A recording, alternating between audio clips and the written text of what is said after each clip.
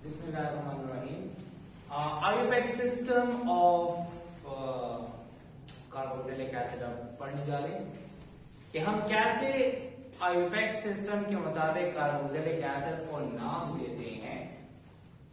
तो पहले तो आपने पढ़ा है, मैंने आपको बताया था कि कॉमन नेम्स जो हैं वो हमें ज्यादा इंफॉर्मेशन नहीं देते। IUPAC नेम जो है वो बहुत इंपॉर्टेंट होते हैं और हमें इंफॉर्मेशन देते हैं प्रॉपर्टीज के बारे में और क्लास के बारे में बताते हैं। अब आते हैं कार्बोक्सिलिक एसिड के नोमेनक्लेचर की तरफ। सबसे पहले याद रहे कि अगर हमारे पास कार्बन एटम की तादाद देख लें तो उसके मुताबिक उसको अल्केन बोलते हैं। अल्केन बोलने के बाद अल्केन का ई हटा के ओइक एसिड लगाएंगे तो ओइक एसिड आ जाएगा तो हम कहेंगे कार्बोक्सिलिक एसिड है। ठीक है, तो नाम हो जाएगा अल्कानोइक एसिड। ठीक है, अब हम देख लेते हैं how many carbon atoms are there.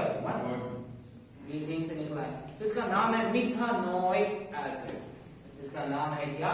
मिथानोइक acid. Common name क्या है? Formic acid. इसका नाम है मिथानोइक एसिड। ये दो कार्बन है तो इथानोइक एसिड। ये तीन कार्बन है propanoic acid. Position of carboxyl group बताने की जरूरत नहीं होती क्योंकि ये हमेशा से कार्बन नंबर 1 पे मौजूद होता है कार्बोक्सिल ग्रुप। इसी वजह से हम सिर्फ लिखेंगे अल्कानोइक acid. We don't have to mention the position of carboxyl group because this is always present at carbon number 1. ठीक है, तो methanoic acid, ethanoic acid, propanoic acid, इसका नाम क्या है? 1 2 3 4 है तो butanoic acid, pentanoic acid, hexanoic acid, heptanoic acid and so on. ठीक है, इसके बाद आते हैं अगर ऐसी सिचुएशन आ जाए तो select the longest continuous chain.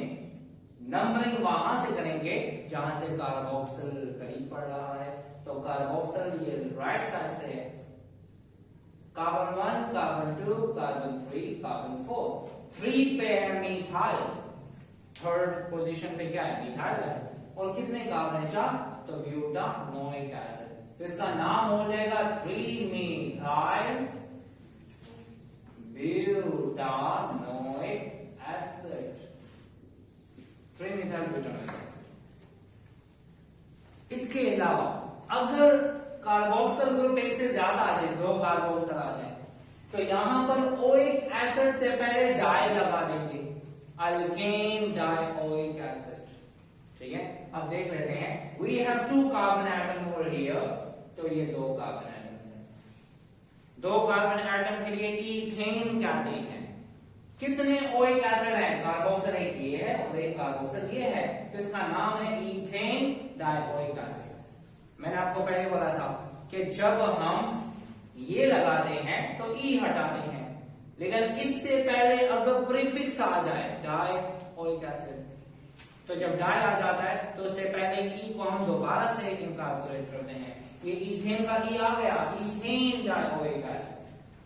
और याद रहे इथेन डाइओइक एसिड का स्पेशल नेम है ऑक्सैलिक एसिड। ऑक्सैलिक एसिड, याद रहे oxalic acid is a special name of ethane dioic acid. ठीक है, इसके अलावा अगर आपको कहे इसका क्या नाम है? ये है 1 2 3, ये हो गया 3 कार्बन। 3 कार्बन एटम के लिए प्रोपेन, 2 कार्बोक्सिल है तो डाइओइक एसिड, तो इसका नाम होगा प्रोपेन डाइओइक एसिड। इसका स्पेशल नेम क्या है? Malonic acid. ये वाला पिछले साल एमडीकैट में एमसीक्यू आया था कि कौन से वाला स्ट्रॉन्गेस्ट एसिड है अमंग द फॉलोइंग। तो फॉर्मिक एसिड था, एसिटिक एसिड था, मैलोनिक एसिड लिखा हुआ था। और मैलोनिक एसिड केपी बुक में ही लिखा हुआ था और फेडरल की बुक में लिखा हुआ था, अभी तो न्यू बुक में है। तो अब मैलोनिक एसिड ज्यादा दोस्तों को पता नहीं था कि मैलोनिक एसिड है क्या। तो मैलोनिक एसिड में 2 कार्बोक्सिल है, so this is more acidic in nature. तो ये एमडीकैट में एमसीक्यू आया था कि which one of the following is more acidic. तो आपने याद क्या रखना है? प्रोपेन डाइओइक एसिड तो ठीक है, ये तो रूल के मुताबिक है। स्पेशल नेम क्या है वो भी आपको पता होना चाहिए, ठीक है। इथेन डाइओइक एसिड तो रूल के मुताबिक है, ठीक है, याद रहेगा, लेकिन ऑक्सैलिक एसिड भी याद होना चाहिए, ठीक है, ये चीजें बहुत जरूरी है। इसके अलावा 3 कार्बन एटम हो, 2 कार्बोक्सिल हो तो इसको मैलोनिक एसिड कहते हैं। 2 कार्बन हो और 2 कार्बोक्सिल हो तो ऑक्सैलिक एसिड कहते हैं। 4 कार्बन एटम हो और 2 कार्बोक्सिल ग्रुप हो तो उसे क्या कहते हैं, सक्सेनिक एसिड कहते हैं, ठीक है। इसका इफेक्ट नेम क्या है, butane dioic acid. Special name क्या है, सक्सेनिक एसिड। एक चीज का फर्क आया, नाम चेंज हो गया, इसमें सिंगल बॉन्ड है, इसमें डबल बॉन्ड है, दोनों में क्या फर्क है, सिर्फ एक पाई बॉन्ड आ गया। ये ब्यूटेन डाइओइक है, ये ब्यूटीन डाइओइक है, याद रहे। जब सिंगल बॉन्ड होगा तो अल्केनोइक एसिड और डबल बॉन्ड होगा अल्कीनोइक एसिड, ट्रिपल बॉन्ड होगा अल्काइनोइक एसिड, ठीक है। अब एक और बात सुने, जब सिंगल बॉन्ड हो और ब्यूटेन डाइओइक एसिड हो तो सक्सेनिक एसिड कहते हैं, और अगर डबल बॉन्ड आ जाए तो उसको ब्यूटीन डाइओइक एसिड कहते हैं। और इसके 2 नाम हैं, इसको फ्यूमेरिक एसिड भी कहते हैं, इसको मेलिक एसिड भी कहते हैं। ये भी एमसीक्यू में आ सकता है। अगर आपको कोई कहे कि ब्यूटीन डाइओइक एसिड कब फ्यूमेरिक होगा और कब मेलिक होगा, depends upon their cis trans isomer. इस पे डिपेंड करता है सिस ट्रांस आइसोमर।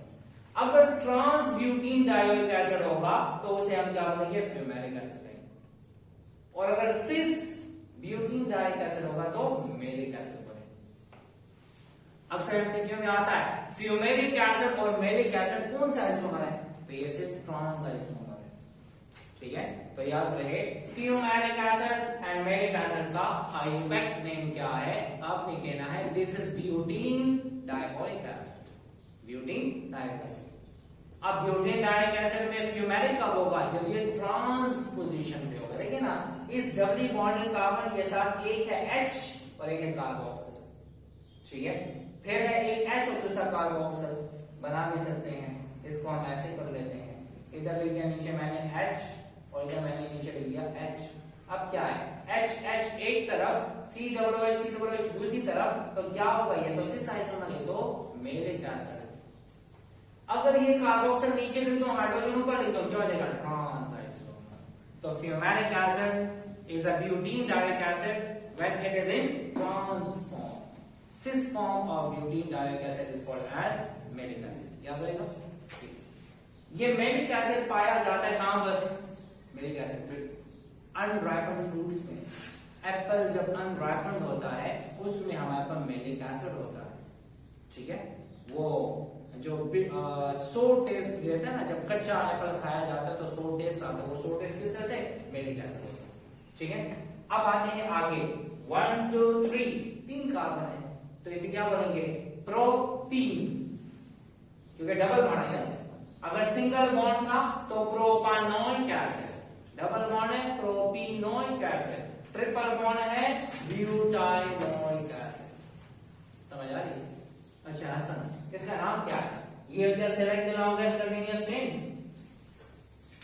नंबरिंग करते हैं कहां से, कार्बन नंबर 1, कार्बन नंबर 2 और कार्बन नंबर 3।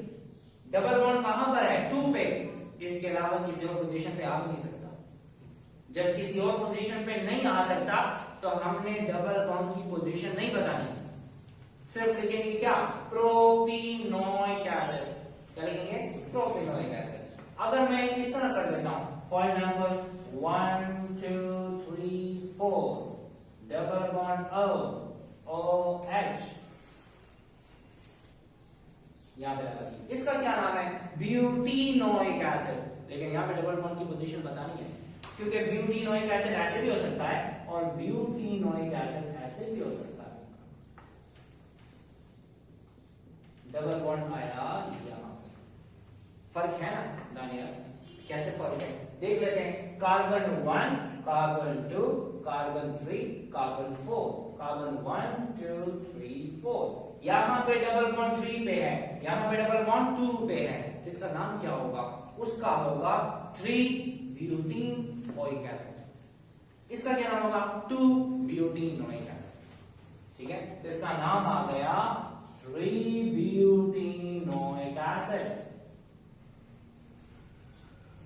और इसका नाम है 2-ब्यूटेनोइक acid. Butanoic acid.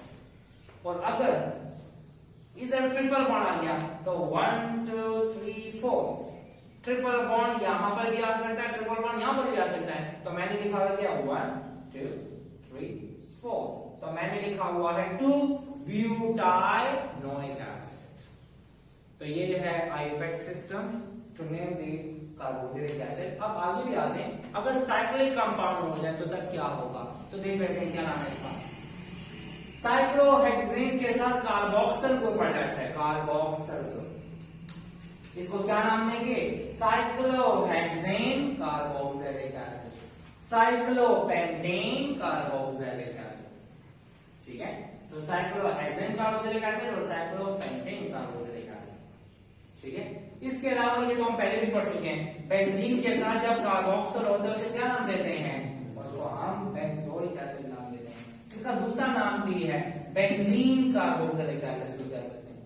This is also named as benzene carboxylic acid.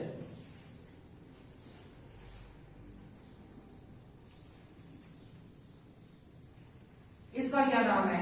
इसका तो स्पेशल नेम है, इसको थैलिक एसिड कहते हैं, थैलिक एसिड।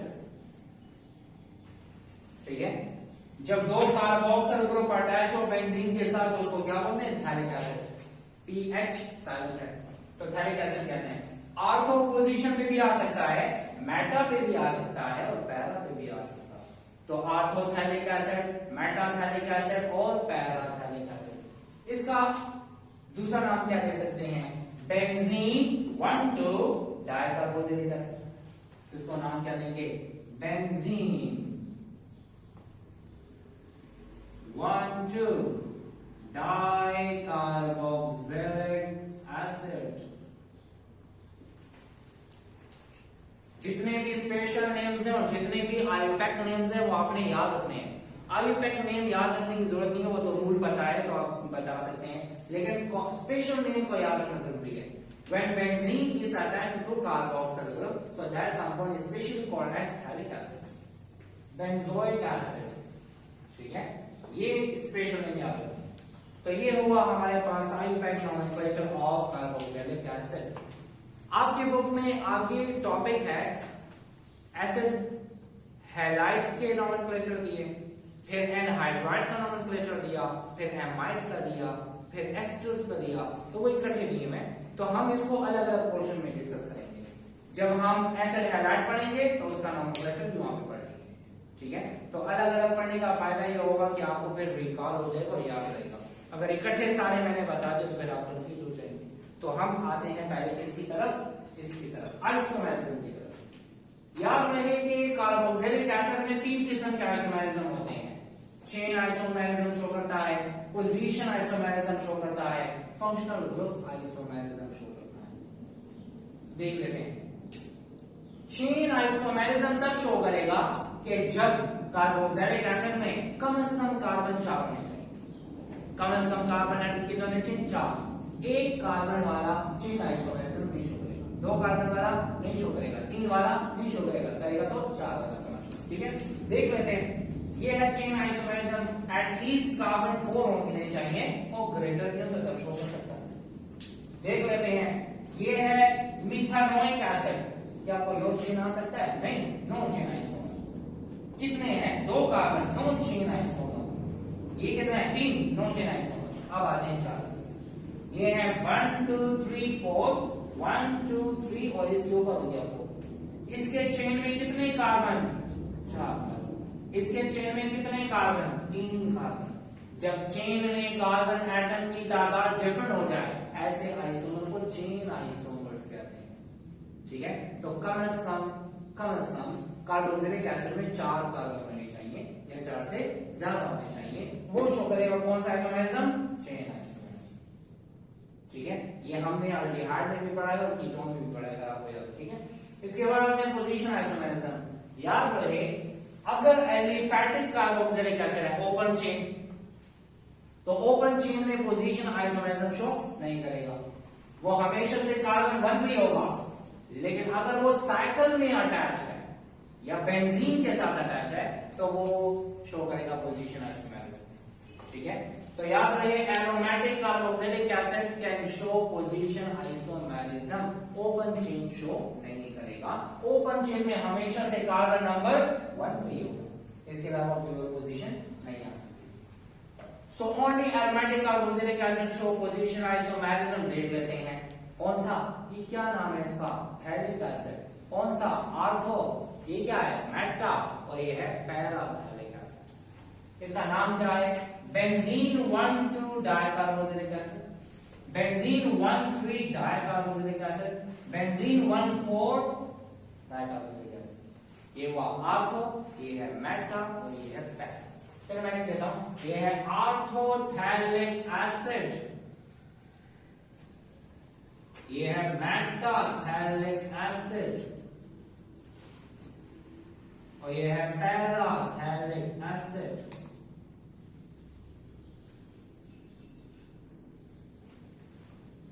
ठीक है, तो ये तो हो गया चेन आइसोमेरिज्म और पोजीशन आइसोमेरिज्म। अब आते हैं फंक्शनल ग्रुप आइसोमेरिज्म भी ये शो कर सकता है। अगर आपसे पूछा जाए कि कार्बोक्सिलिक एसिड किसके साथ फंक्शनल ग्रुप आइसोमेरिज्म शो करता है, तो वो है एस्टर्स। तो एस्टर्स के साथ फंक्शनल ग्रुप आइसोमेरिज्म शो कर सकता है। कैसे, ये है, अच्छा हम ऐसा कर लेते हैं, ये है एसिटिक एसिड। क्या है, एसिटिक एसिड। कितने कार्बन है, 2 कार्बन। कितने हाइड्रोजन है, 3 और 1 4। और कितने ऑक्सीजन है, 2। तो क्या हो गया, C हो गया 2, H हो गया 4, O हो गया 2। तो C2H4O2। इधर कितने कार्बन है, 2, C2 हो गया। H कितने हैं, 3 जमा 1 4 और ये 2 ऑक्सीजन। तो देखिए ना, एसिटिक एसिड और मिथाइल फॉर्मेट, मिथाइल फॉर्मेट ये पढ़ चुके हैं हम। कहां पढ़ चुके हैं, ग्रेगनार्ड रिएजेंट के केमिकल रिएक्शन में भी पढ़ा। When Grignard reagent react with ethyl formate, it produces secondary alcohol, and when it react with ethyl acetate, that produces tertiary alcohol. ठीक है, तो एसिटिक एसिड और एस्टर्स, ये एस्टर, ये ना एस्टर किसे कहते हैं, R C double bond O R होना चाहिए। ये R कुछ भी हो सकता है हाइड्रोजन के अलावा, मीथाइल, इथाइल, प्रोपाइल, ब्यूटाइल या बेंजीन भी हो सकता है, लेकिन ये R हाइड्रोजन भी हो सकता है। ये हम बाद में देखेंगे जो एस्टर्स। तो कहने का मतलब कि कार्बोक्सिलिक एसिड एस्टर के साथ फंक्शनल ग्रुप आइसोमर बनाता है। इसका क्या नाम है, प्रोपानोइक एसिड। इससे ये इन दोनों में क्या फर्क है, फंक्शनल ग्रुप का फर्क है। यहाँ पे फंक्शनल ग्रुप कार्बोक्सिलिक एसिड का है और वहां पे फंक्शनल ग्रुप एस्टर का है। तो ये है functional group isomerism can be shown by carboxylic acid. Chain isomerism और पोजीशन आइसोमेरिज्म भी शो कर सकता है। स्ट्रक्चर ऑफ कार्बोक्सिलिक एसिड, जिस ऑर्गेनिक कंपाउंड का स्ट्रक्चर हम डिस्कस करते हैं तो हम हाइब्रिडाइजेशन देखते हैं। हाइब्रिडाइजेशन हम मालूम करते हैं स्टेरिक नंबर से। इस कार्बन को अगर देखा जाए, so we have 0 lone pair and 3 atoms attach. तो 0 + 3 से आता है 3, इसका मतलब ये है sp2 हाइब्रिडाइज। इस ऑक्सीजन को देखा जाए तो इसके पास 2 लोन पेयर है और 1 एटम है, तो ये भी होता है sp2 hybridise. And this one oxygen have 2 lone pair and 2 atoms attached, तो ये हुआ 4। तो मतलब क्या हुआ, कार्बोनाइल कार्बन और कार्बोनाइल ऑक्सीजन sp2 हाइब्रिडाइज्ड है, और जो हाइड्रोक्सिल का ऑक्सीजन है वो sp3 हाइब्रिडाइज्ड है। ठीक है, तो मैंने यहां पे लिखा हुआ है carbonyl carbon is sp2, carbonyl oxygen is sp2 and hydroxyl oxygen is sp3। तो मैंने क्या लिखा हुआ है, it changes due to resonance, ये चेंज होता है रेजोनेंस की वजह से। ये कभी sp3 होता है और कभी sp2 हो जाता है, फिर sp3 होता है फिर sp2 हो जाता है, रेजोनेंस होती है। ठीक है, हम बाद में देखेंगे।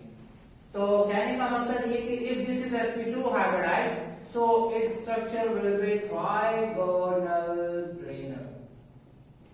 ये ट्राइगोनल प्लेनर है, एंगल होना चाहिए 120 डिग्री, लेकिन ग्रुप जो अटैच होते हैं उसकी वजह से 120 से कभी ज्यादा या 120 से कम हो जाता है। तो देख लेते हैं अशफाक, क्या देख लेते हैं, यहां पर हाइड्रोजन, कार्बन और ऑक्सीजन, इधर का एंगल 120 के बजाय 124 डिग्री हो जाता है, ठीक है, क्योंकि अटैच ग्रुप आपस में रिपल्शन करते हैं। यहां पर ये और ये दोनों लोन पेयर हैं, तो ये एंगल थोड़ा सा ज्यादा होता है 125 डिग्री। तो याद रहे HC double bond O, HC double bond O कितना है 124 डिग्री। फिर O double bond C single bond O 125, O double bond C single bond O 125 degree. फिर HCO जो है वो रिमेनिंग 111 डिग्री, ठीक है, 111 डिग्री। इन तीनों को प्रेस कर दें तो आ जाएगा 360, ठीक है। 2 डायमेंशन हो तो टोटल एंगल कितने आते हैं,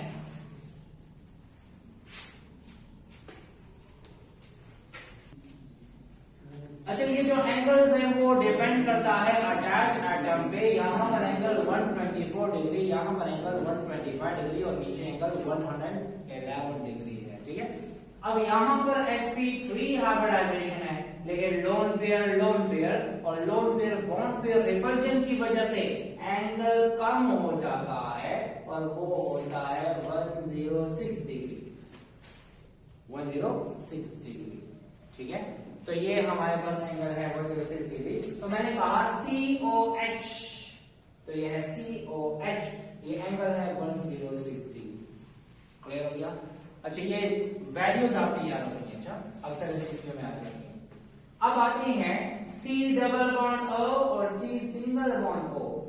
C डबल बॉन्ड O की जो लेंथ है वो 122 पिकोमीटर है, जो कि अल्डिहाइड से ज्यादा है।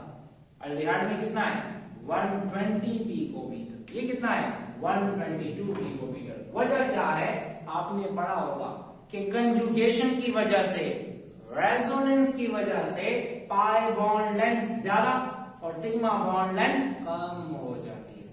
यहां पर क्या है double bond single bond lone pair, तो यहां पर होती है रेजोनेंस, ये है HC डबल बॉन्ड O, फिर O और H, होगा क्या, ये लोन पेयर आएगा यहां और ये जाएगा ऊपर। शिफ्टिंग ऑफ लोन पेयर की वजह से, शिफ्टिंग ऑफ बॉन्ड की वजह से रेजोनेंस हुई, रेजोनेंस की वजह से sigma bond length decreases while pi bond length increases. तो C डबल बॉन्ड O की जो लेंथ है वो अल्डिहाइड और कीटोन से ज्यादा है। अल्डिहाइड और कीटोन की कितनी है 120 पिकोमीटर, यहां पर कितनी है 122 पिकोमीटर या 1.22 angstrom. Carbon single bond oxygen, मैंने बताया था कार्बन सिंगल बॉन्ड ऑक्सीजन होता है अल्कोहल में, carbon single bond oxygen phenol में भी होता है और कार्बन सिंगल बॉन्ड ऑक्सीजन इसमें भी है। तो याद रहे किसमें ज्यादा होगा, सबसे ज्यादा अल्कोहल में, उससे कम फिनोल में, और उससे कम किसमें है कार्बोक्सिलिक एसिड। वजह क्या है, अल्कोहल में है 1.42 एंगस्ट्रॉम या 142 पिकोमीटर, फिनोल में कितना है 1.36 एंगस्ट्रॉम या 136 पिकोमीटर। अल्कोहल से कम फिनोल, क्योंकि S करेक्टर ज्यादा हो जाता है, याद है कि यार बताया था मैंने आपको। अल्कोहल में कार्बन sp3, फिनोल में carbon sp2। As S character increases, bond length decreases. तो फिनोल में बॉन्ड लेंथ कार्बोक्सिलिक की कम है, लेकिन अगर हम कार्बोक्सिलिक एसिड की बात करें तो कार्बोक्सिलिक एसिड में रेजोनेंस होती है और रेजोनेंस की वजह से सिग्मा बॉन्ड की लेंथ कम हो जाती है और पाई बॉन्ड की लेंथ ज्यादा हो जाती है, ठीक है। तो ये हो गया 134 पिकोमीटर या 1.34 एंगस्ट्रॉम, ठीक है, which is less than the bond length of alcohol and phenol। और OH की जो बॉन्ड लेंथ है वो 96 पिकोमीटर या 0.96 एंगस्ट्रॉम है। तो याद रहे कि अल्कोहल में oxygen hydrogen bond length alcohol में भी OH है ना, फिनोल में भी OH है ना, वाटर में भी OH है और कार्बोक्सिलिक एसिड में भी OH है। इन सब की बॉन्ड लेंथ सेम है। तो याद रहे, अगर आपसे कोई कहे अल्कोहल का OH, फिनोल का OH, वाटर का OH और कार्बोक्सिलिक एसिड का OH, किसकी बॉन्ड लेंथ ज्यादा है? सबकी सेम। कितनी है? 96 पिकोमीटर या 0.96 एंगस्ट्रॉम। तो ये चीजें बहुत इंपॉर्टेंट है, याद रखनी। अच्छा, तो ये है स्ट्रक्चर ऑफ कार्बोक्सिलिक एसिड के बारे में। अच्छा, एक और बात, जब लोन पेयर यहां चला जाता है तो लोन पेयर यहां से यहां पे नहीं है, तो इसके पास कितने लोन पेयर होंगे? एक। और कितने एटम है? दो। तो कितने होंगे? 3। तो मैंने कहा कि जब रेजोनेंस होती है तो इसकी हाइब्रिडाइजेशन sp3 से चेंज हो जाती है और sp2। ठीक है, so this is due to resonance. अब आते हैं इसके बाद फिजिकल प्रॉपर्टीज की तरफ। फिजिकल प्रॉपर्टी में हम स्टेट देखते हैं, कलर देखते हैं, ऑर्डर देखते हैं, सॉल्युबिलिटी देखते हैं, मेल्टिंग पॉइंट, बॉइलिंग पॉइंट देखते हैं। तो देख लेते हैं, कार्बन 1 से लेके कार्बन 9 तक जितने भी कंपाउंड है कार्बोक्सिलिक एसिड के, वो होते हैं कलरलेस लिक्विड्स। इनमें गैस कोई नहीं है क्योंकि इनमें हाइड्रोजन बॉन्डिंग होती है। कार्बन 10 और हायर मेंबर जो है वो सॉलिड होते हैं, लेकिन सॉलिड लाइक वैक्स होते हैं। वजह क्या है? Because these are molecular solid. Molecular solid soft होते हैं, ज्यादा हार्ड नहीं होते। अब याद रहे कि मैं लेता हूं acetic acid CH3 C11O OH और इसको प्योरीफाई करता हूं, बिल्कुल 100% प्योर। 100% प्योर एसिटिक एसिड का मतलब कि उसमें पानी नहीं है। जब पानी नहीं है तो उसको कहा जाता है एनहाइड्रस एसिटिक एसिड। अक्सर पूछा जाता है कि एनहाइड्रस एसिटिक एसिड किस टेम्परेचर पे फ्रीज होता है? 17 डिग्री सेंटीग्रेड। जब 17 डिग्री सेंटीग्रेड पे एसिटिक एसिड फ्रीज हो जाता है तो उसको बोला जाता है glacial acetic acid. Why this is called as glacial acetic acid? Glacial का मतलब है आइस लाइक। आपने सुना होगा ग्लेशियर्स। ग्लेशियर्स में क्या होता है? आइस होती है ना। तो देखें, इसको ग्लेशियल एसिटिक एसिड क्यों कहते हैं? इस वजह से कहते हैं कि जब ये फ्रीज हो जाए तो फ्रोजन आइस और फ्रोजन एसिटिक एसिड में फर्क नहीं नजर आता।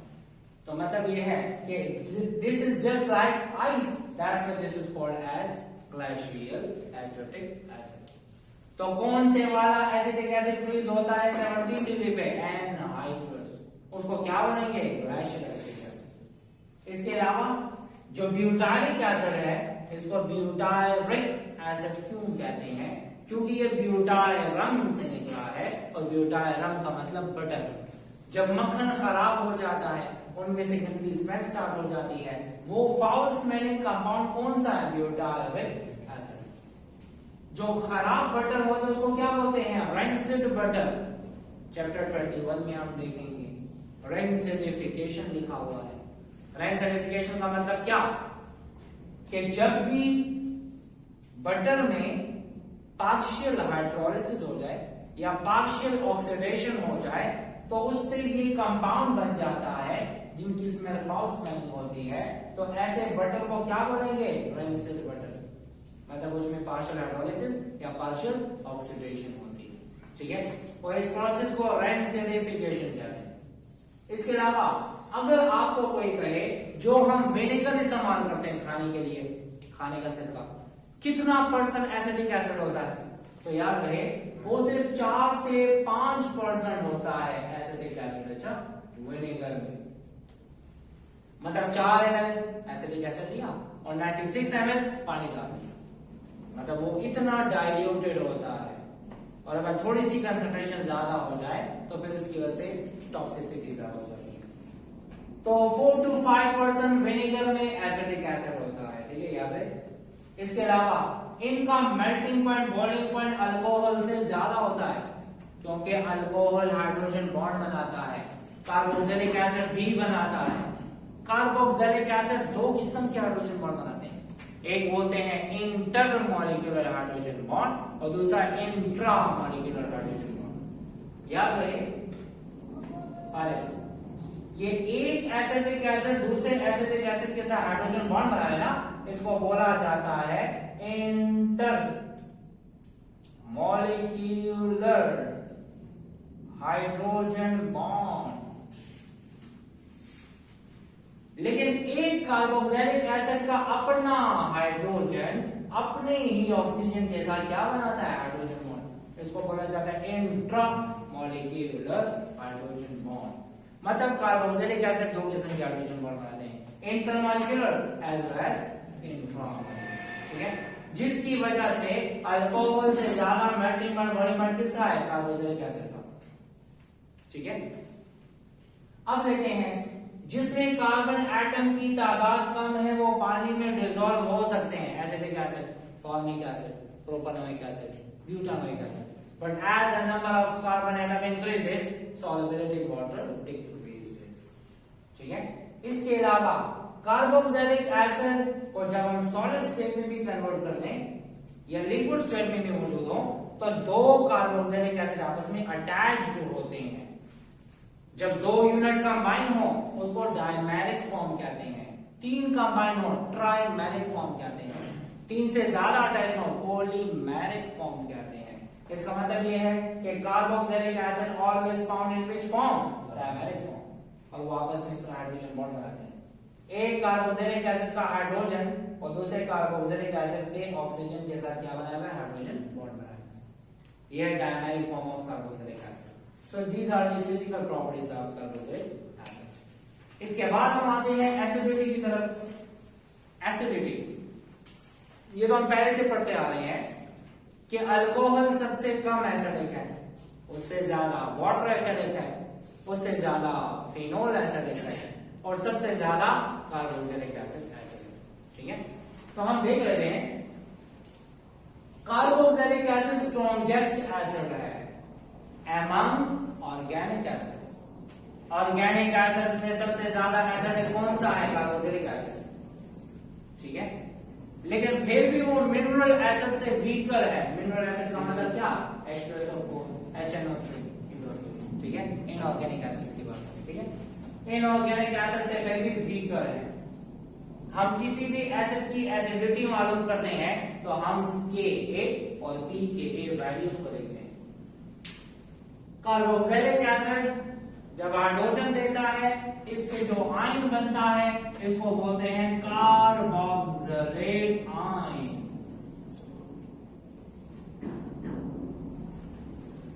Carboxylate ion. जब अल्कोहल हाइड्रोजन देता है उसको कहते हैं अल्कोक्साइड आयन, और जब फिनोल हाइड्रोजन देता है इसको फिनॉक्साइड आयन कहते हैं।